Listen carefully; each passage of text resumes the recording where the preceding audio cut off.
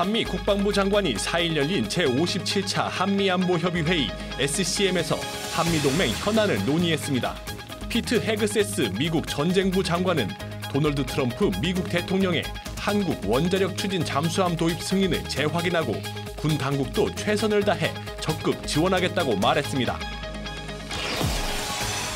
국방부가 2030년대 중후반에는 우리 기술로 원자력 추진 잠수함 선도함 진수가 가능하다는 전망을 내놨습니다. 원종대 국방부 자원관리실장은 4일 국무회의에서 미국 측과 협의를 통해 원잠용 연료를 확보하고 2020년대 후반에는 건조 단계에 진입할 수 있다면서 이같이 보고했습니다. 아크 부대 25진 장병들이 아랍에미리트와의 군사협력을 위한 파병 준비를 마치고 4일 국제평화지원단 연병장에서 환송식을 가졌습니다. 부대는 5일 선발대 출국을 시작으로 내년 7월까지 8개월간 아랍에미리트군과의 연합훈련과 유사시 대한민국 재외국민 보호 등의 임무를 수행하게 됩니다.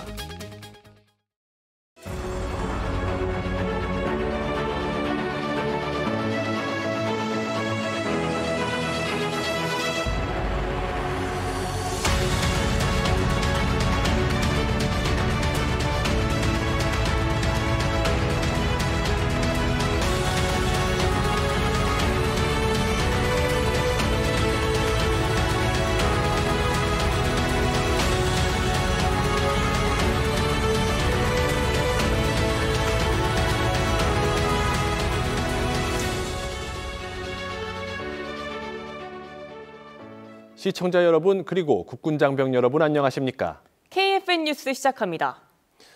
제57차 한미안보협의회의 SCM이 4일 대한민국 국방부에서 열렸습니다. 피트 헤그세스 미 전쟁부 장관은 원자력 추진 잠수함을 포함한 조선 협력을, 안규백 국방부 장관은 한반도 비핵화 의지를 표명했습니다. 송민아 기자입니다. 국방부 의장대의 환영 행사를 시작으로 안규백 국방부 장관과 피트 헤그세스 미국 전쟁부 장관이 국방부에서 한미 안보협의회의를 가졌습니다. 양국 장관은 급변하는 안보 환경과 위협에 대응하고 미래지향적인 동맹관계로 발전하기 위한 국방협력 방안을 논의했습니다. 이번 회의에서는 전시작전 통제권 전환권과 국방비 증액 등이 중점적으로 논의된 것으로 알려졌습니다. 안 장관은 특히 한국이 핵무기 개발을 희망하느냐는 취재진 질문에 한반도 비핵화에 대한 굳은 의지를 강조하기도 했습니다. 한반도 비핵화는 흔들림 없는 약속입니다. 대한민국은 NPT 체제에 가입된 나라로서 핵을 본질적으로 가질 수 없는 나라입니다. 따라서 대한민국에서 핵무기 개발은 있을 수가 없을 것입니다. 이어 미국의 전술 핵무기가 한반도에 배치되길 희망하느냐는 질문에는 미국의 핵과 대한민국의 재래식 무기가 통합된 CNI 체제를 구축하는 것으로 이해해달라고 덧붙였습니다. 헤그세스 장관은 엄중한 안보 환경에도 한미동맹은 그 어느 때보다 굳건하다고 강조했습니다. 그러면서 대한민국 정부가 방위비 지출을 늘리고 핵심적인 군사 능력을 강화하기로 한 것을 고무적이라고 평가했습니다. 특히 핵추진 잠수함 승인 이후 건조 함정을 다양화해 우리나라와 협력을 한층 더 강화하겠다는 의지를 드러냈습니다. Korea has an incredible shipbuilding industry, which we look forward to partnering with a lot more, whether it's surface warfare or submarines. So there's going to be a great deal to be made, and I think it'll be mutually beneficial to both countries. 더 나아가 국방연구와 과학기술 분야에서 협력을 강화하는 한편 향후 조선업에만 머무는 것이 아니라 지상 장비까지 범위를 넓히겠다는 뜻도 밝혔습니다. 통상적으로 양국 국방수장이 회의를 마친 후 공동 성명을 발표했지만 올해는 한미 정상회담을 계기로 협의 중인 안보 관세 분야에서 조인트 팩트시트가 도출된 뒤 발표하기로 했습니다. 지난해 워싱턴 DC에 이어 올해 우리나라에서 개최된 한미 SCM은 자주국방과 한미동맹을 한층 더 강화하는 계기가 될 전망입니다. KFN 뉴스 송민아입니다. 미국이 한국의 원자력 추진 잠수함 연료 공급 요청을 받아들임에 따라 2030년대 중후반에는 원자력 추진 잠수함 선도함의 진수가 가능할 거라는 국방부의 전망이 나왔습니다. 이 소식은 이태검 기자가 전합니다. 용산 대통령실에서 이재명 대통령 주재로 열린 48회 국무회의. 원종대 국방부 자원관리실장은 원자력 추진 잠수함의 연료 확보에 관한 한미 간 협의가 진전돼 2030년대 중후반에는 선도함 진수가 가능할 거라고 밝혔습니다. 원잠 연료 확보에 관한 한미 간 협의가 진전됨에 따라 이제 사업이 본격적으로 추진될 수 있는 여건이 마련되었다고 할 수 있고 20년대 후반 건조 단계에 진입한다면 30년대 중후반에는 선도함 진수가 가능할 것으로 판단됩니다. 원 실장은 현재 원잠에 탑재될 원자로, 무장 체계 등 원잠 건조에 필요한 핵심 기술을 확보 중이고 안전성 검증을 진행 중이라며 재래식 잠수함에 있어선 세계적 수준의 설계 건조 능력을 이미 보유했다고 설명했습니다. 원자력 추진 잠수함 건조를 위한 범정부 태스크포스 구성 추진 계획도 보고됐습니다. 원 실장은 원잠 건조가 외교적 협의와 기술 검증, 산업 기반 마련 등의 다양한 과제가 포함된 대규모 전략 무기 사업으로 체계적 추진 체계 구축이 필요하다고 언급했습니다. 그러면서 원잠 연료 공급에 관한 구체적 협의를 추진하는 한미 외교, 국방당국 간 실무 협의체 구성을 추진하고 정부 역량을 결집해 국가 전략 사업으로 추진하기 위한 범정부 차원의 TF 구성을 추진하겠다고 말했습니다. 이어 원자로를 잠수함에 적용하는 최초 사례인 만큼 안전 규제 관련 법령 등의 제도적 기반 구축도 병행해 추진하겠다고 밝혔습니다. KFN 뉴스 이태검입니다. 이재명 대통령은 4일 내년도 예산안 국회 시정연설에서 원자력 추진 잠수함 핵연료 공급 협의 진전을 경주 에이펙 정상회의의 주요 성과로 언급했습니다. 또 8.2% 증액된 국방 예산과 자주 국방에 대해서도 강조했습니다. 김유진 기자의 보도입니다. 경주 에이펙의 성공을 위해 힘써준 국민들에게 감사를 전하며 2026년도 예산의 방향성을 알리는 시정연설을 시작한 이재명 대통령. 자연스럽게 에이펙과 연계해 진행했던 한미 정상회담의 성과를 언급했고 물 흐르듯 자주 국방으로 연결시켰습니다. 또한 원자력 추진 잠수함 핵연료 공급 협의의 진전을 통해 자주 국방의 토대를 더욱 튼튼하게 다지고 자주 국방의 핵심 동력으로는 인공지능을 꼽았습니다. 올해 대비 8.1% 증가한 728조 원의 중점 방향이 인공지능 시대를 열기 위한 전략적 투자로 설정된 만큼 국방 예산 또한 첨단 기술 중심으로 재편된 겁니다. 방위산업이 최첨단 산업의 집약체인 만큼 최신 기술로 접목된 인공지능과 연결고리가 많은 것이 영향을 끼친 것으로 풀이됩니다. 인공지능 시대를 열기 위한 투자를 대폭 확대하고 성장의 토대를 단단히 다지겠습니다. 인공지능 기술은 방위산업의 판도도 바꾸고 있습니다. 첨단 기술을 보유한 스타트업 발굴과 R&D 투자로 방위산업을 인공지능 시대의 주력 제조업으로 육성하고 방산 4대 강국의 발판을 마련할 것입니다. 이를 토대로 편성된 국방 예산은 올해보다 8.2% 증액된 66조 3천억 원. 국민에게 신뢰받는 첨단 강군 육성을 위해 AI 기술이 적용된 다양한 무기 체계를 발전시킨다는 것이 핵심입니다. 재래식 무기 체계를 인공지능 시대에 걸맞는 최첨단의 무기 체계로 개편하고 우리 군을 최정예 스마트 강군으로 신속하게 전환하여 국방력을 획기적으로 강화하고 우리의 염원인 자주 국방을 확실하게 실현하겠습니다. 국방 예산의 끝은 한반도 평화 구상을 담은 E&D 이니셔티브로 마무리했습니다. 남북 간 신뢰 회복과 대화 협력 기반 조성을 위해 휴전선 일대에서의 군사적 긴장 완화 노력을 지속하고 교류 협력, 관계 정상화, 비핵화를 통한 E&D 이니셔티브로 평화 공존, 공동 성장의 한반도의 새 시대를 확실히 열어가겠습니다. 인공지능으로 자주 국방력을 키우고 E&D 이니셔티브로 평화의 길을 여는 것. 자주 국방의 끝을 향하는 이재명 정부의 시계가 움직이기 시작했습니다. KFN 뉴스 김유진입니다.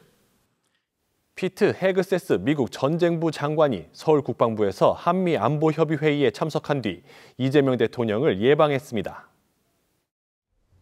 이번 접견에 미국 측에선 케빈 김 주한미국 대사대리와 존 데니얼 케인 합동참모의장, 사무엘 퍼파로 인도태평양 사령관, 제이비어 브런슨 한미 연합사령관 등이 참석했고 우리 측에선 안규백 국방부 장관과 진영승 합동참모의장, 유성락 국가안보실장 등이 참석했습니다. 이 대통령과 헤그세스 장관은 국방 방산협력 방안 등에 대해 논의하고 한미동맹을 강화하기 위한 포괄적 협력 의지에 대해 공감한 것으로 전해졌습니다. 이두희 국방부 차관이 60조 원 규모의 차기 잠수함 도입 사업을 추진 중인 캐나다를 방문해 한국-캐나다 국방 방산협력 컨퍼런스를 주관합니다. 이 차관은 4일부터 6일까지 캐나다에서 국방부 장관을 예방하고 국방부 차관을 접견해 국방 방산협력 발전에 대해 심도 있는 논의를 진행할 예정입니다. 현지 시간 6일 개최하는 한국-캐나다 국방 방산협력 컨퍼런스에는 스티븐 퓨어 캐나다 국방조달 국무장관이 참석해 환영사를 하는 등 실질적이고 의미 있는 논의가 오갈 것으로 기대됩니다. 캐나다는 3,000톤급 잠수함 12척을 도입하는 60조 원 규모의 차기 잠수함 사업을 추진하고 있으며 한화오션 HD현대중공업 컨소시엄과 독일 티센크루프 마린 시스템을 적격 후보로 선정한 바 있습니다. 특히 경주 에이펙 정상회의 참석차 방한했던 마크 칸이 캐나다 총리는 지난 3일 한화오션 거제 조선소를 찾아 장보고3 배치2 장영실함에 승함하기도 해 양국 방산협력 기대감을 높이고 있습니다. 캐나다 차기 잠수함 사업의 최종 사업자 선정은 내년 초로 예상됩니다. 북한군이 한중 정상회담이 열린 지난 1일과 한미 국방장관이 판문점 공동경비구역을 함께 방문한 지난 3일에 각각 방사포를 발사한 것으로 파악됐습니다. 합참은 4일 우리 군이 지난 1일 오후 3시경과 3일 오후 4시경 북한 서해북부 해상으로 발사된 방사포 각 10여 발을 포착했다고 밝혔습니다.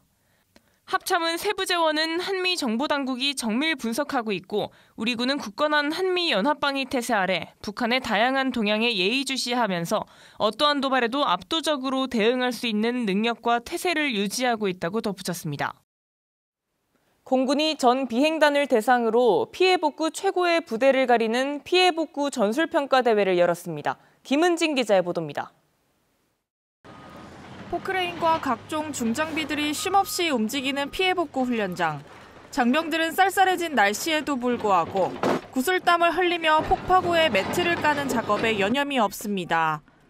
지난 3일 9일 항공공병전대 피해복구 훈련장에서 공군본부 주관으로 열린 제13회 피해복구 전술평가대회 모습입니다. 이번 대회는 12개 부대가 참가해 활주로 피해복구와 비상전력, 비상급수 등 5개 종목에서 피해복구 능력을 겨뤘습니다.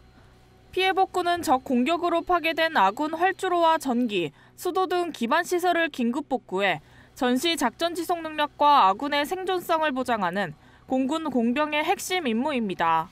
복구 절차 및 기준 시간 준수를 중점에 두고 평가를 진행하고 있습니다. 부대별 57명이 팀워크를 이루어 폭파구를 복구하고 피해 복구 역량을 강화하고 있습니다. 피해 복구는 굴착기 등으로 폭파구의 파편을 제거한 뒤 파석을 채워넣고 롤러로 단단하게 다진 후 매트를 포설하는 작업으로 진행됐습니다. 또한 비상시에 정전이 됐을 때 빠른 시간 안에 전력을 복구하기 위한 비상전력 훈련 평가와 연못이나 강물을 식수로 정수하는 과정을 평가하는 비상급수 훈련도 진행해 모든 비상사태에 대비하는 종합적인 피해복구 능력을 평가받았습니다.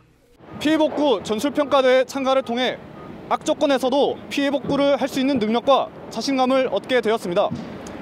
앞으로도 체계적인 교육훈련을 지속 실시하여 피해복구 능력을 향상시키겠습니다.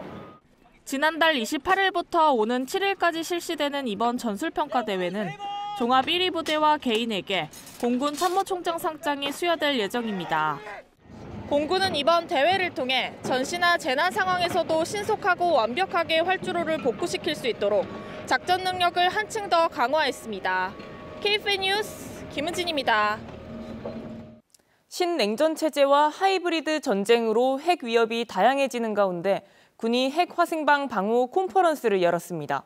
다양한 상황에 대응하는 사후 관리 체계를 논의하고 최신 장비도 함께 공개했습니다. 안재영 기자의 보도입니다. 국군 화생방 방호사령부가 정부 그리고 민간 전문가와 함께 2025 민관군 통합 핵 화생방 방호 컨퍼런스를 진행했습니다. 행사는 표창 수여와 축사를 시작으로 핵 화생방 대응 세미나와 연구 성과 발표, 신형 장비 전시까지 이어갔습니다. 이번 세미나는 다양한 핵 화생방 상황 발생 이후 사후 관리와 피해 최소화를 위한 실질적인 방안을 집중적으로 논의했습니다. 올해는 최근 이슈가 되고 있는 핵 관련 분야를 포함하고 이를 통합하여 시행함으로써 보다 더 실전적인 대안과 발전 방향을 깊이 있게 모색했다는 점이 지난 행사와 다른 점입니다. 한국국방연구원은 핵 피해 복구 사례와 발전 방안을 제시했고 이어 지자체에선 군과의 협업 모델도 소개했습니다. 부대는 세계의 핵방호 시설 동향을 소개하며 핵방호에 대한 국제적인 관점과 대비태세의 중요성에 대해 참석자들과 공감대를 형성했습니다. 발전하고 있는 K방산소 우리군의 도입이 예정된 새로운 각종 화생방 장비도 전시했습니다. 유무인 복합체계의 발전에 맞춰 신형 화생방 정찰 드론과 보행 로봇이 선보였고 장병의 방호를 위한 신형 탐지 장비와 방호복 등이 포함됐습니다. 이를 통해 운용부대와 업체는 성능 검증과 신규 전력 수요를 직접 논의했습니다. 우리 군과 국민의 안전과 피해 최소화를 위한 노력으로 화생방 분야의 첨단 국산 유무인 복합 전력을 현시하기 위하여 마련하였습니다. 또 연구과제 발표를 통해 부대의 연구 역량이 소개되며 부대만의 전문성과 공신력을 평가받았습니다. 방호만큼 중요한 것은 사후 관리인 만큼 부대는 전주기 통합 대응 체계를 강화하고 혁신을 이어나간다는 방침입니다. KFN 뉴스 안지영입니다. 사막무늬 전투복을 갖춰 입은 아크부대 25진 장병들이 부대 연병장에서 환송식을 갖고 파병의 시작을 알렸습니다. 이들은 8개월 동안의 임무수행 기간 동안 UA군과의 협력 강화에 힘을 실을 예정입니다. 차성유 기자의 보도입니다. 울긋불긋한 단풍 아래 열맞춰선 장병들. 우렁찬 파병 신고가 연병장을 가득 메웁니다. 신고합니다. 중령 윤승규 등 123명 2025년 11월 4일로 아크부대 25진 파병을 위임받았습니다. 예, 신고합니다. 아크부대 25진 파병 준비단 장병들이 국제평화지원단 연병장에서 환송식을 가졌습니다. 25진은 지난 9월 해외 파병 교육센터에 소집돼 상황조치 훈련과 위탁교육 등 3단계의 과정을 통해 모든 파병 준비를 마쳤습니다. 아크부대는 국군 최초의 군사 협력 파병 부대로서 양국이 형제 관계로 발전하는 데 든든한 토대가 되는 중요한 역할을 해왔습니다. 이제는 여러분이 새로운 역사를 쓸 차례입니다. 25진은 6회 공군 해병대 최정예 장병으로 구성된 합동특수작전부대로 24진에 이어 25진을 연임하는 장병과 해군 특수전전단, 공군 특수부대 장병 등 140여 명으로 구성돼 있습니다.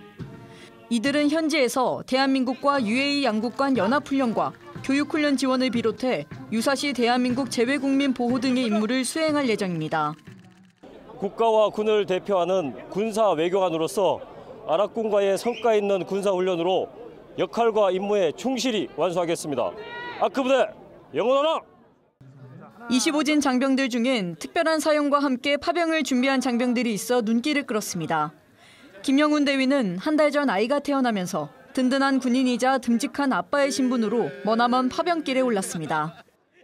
파병 준비 기간에 아기가 태어나 군인이자 아빠로서 더 큰 책임감을 느낍니다. 8개월 후 가족의 품으로 당당히 돌아올 수 있도록 임무 완수에 최선을 다하겠습니다. 수아랑 잘 기다리고 있을 테니 아빠 8개월 동안 임무 잘 완수하고 안전하게 돌아왔으면 좋겠습니다. UAE와의 군사 교류와 협력 강화의 교두보 역할을 하는 아크부대는 형제부대라는 사명으로 조국이 부여한 임무를 완수하겠다는 다짐을 전했습니다. 아크부대 25진은 5일 선발대 출국을 시작으로 18일 본대가 출국해 내년 7월까지 8개월의 파병 대장정에 돌입합니다.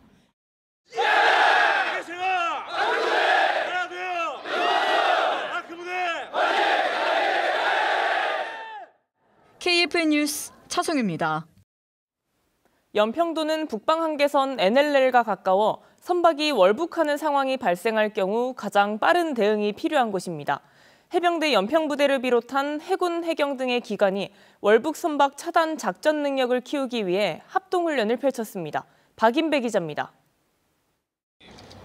해병대 고속단정과 함께 해군의 대잠 고속단정이 기동하고 있습니다. 해경 서해 5도 특별경비단의 특수기동정도 모습을 드러냅니다. 인천 연평도에서 선박이 북한으로 넘어가는 걸 막는 월북 선박 차단 훈련 현장입니다.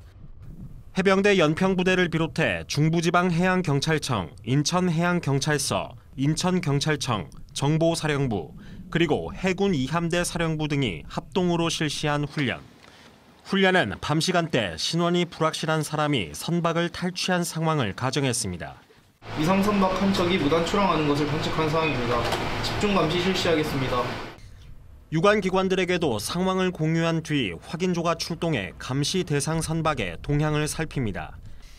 해당 선박이 북상하는 것이 확인되면 해병대 고속단정이 긴급 출동하고 유관기관의 해상 장비도 출동합니다. 출동한 해상 장비들은 북상하는 선박과 접촉해 차단 기동을 하고 선박을 다시 항구로 인양한 뒤 경찰에 인계합니다.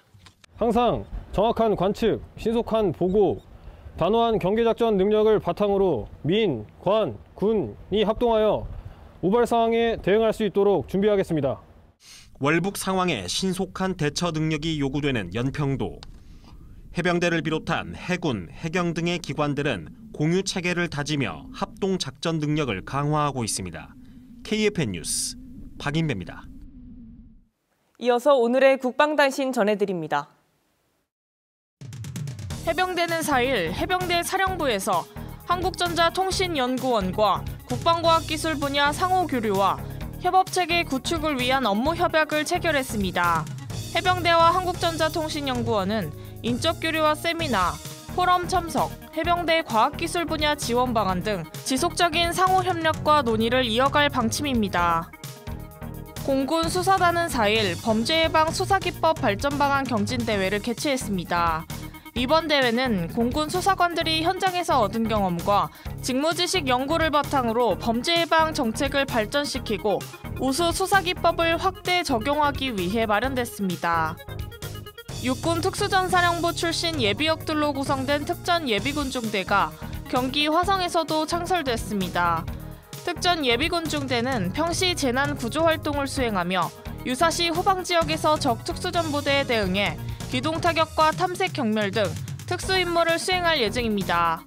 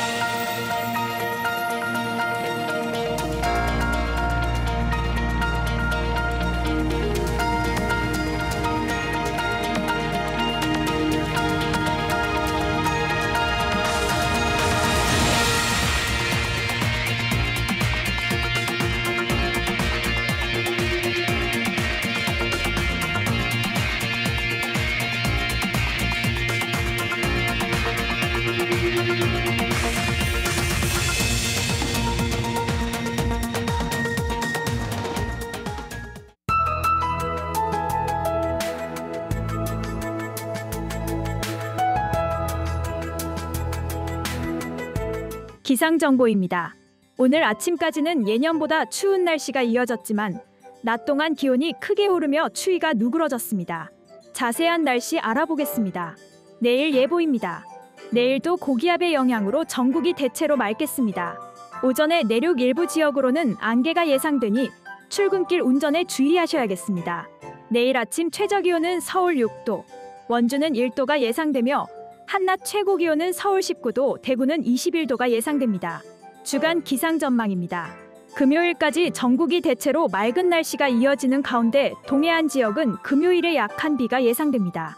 토요일에는 전국에 구름이 많고 소나기가 예상되며 남부 지역은 토요일 오후부터 일요일 오후까지 10에서 30mm의 비가 예상됩니다.